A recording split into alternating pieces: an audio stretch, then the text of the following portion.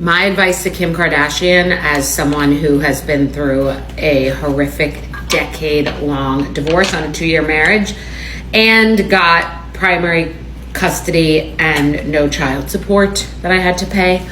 So here's the deal.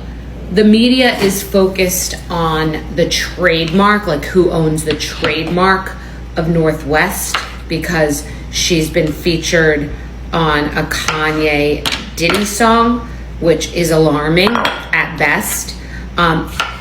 Kim is texting Kanye, who's not a rational person, and she's texting him as if he's a rational person, and she should not be speaking to him at all. She should be speaking to him by proxy. Somebody else should be the one interacting with him because, again, he's not rational and he's sharing her texts, and that's a violation. In addition, people are focusing on the trademark when in fact it's about the decision making. She presumably or will have decision making. And that's so important in a divorce because people always focus on the custody time as they were focused earlier in their divorce. What's most critical is decision making, because God forbid something happens that's medical with the kids or education or something important, religion, big ticket items. You need a sane, rational, non-punitive party to be making those decisions. And if Kim has decision making, then it's irrelevant whether or not she has the trademark for her daughter, because a best interest of the child matter. A judge doesn't care about trademarks as much. Like, that's a business lawyer. A judge that focuses on custody matters is always focused on what is in the best interest of the child.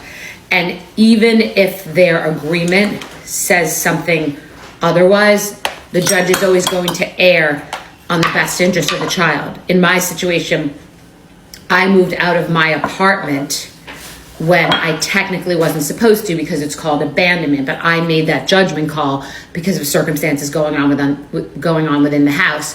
The judge applauded that.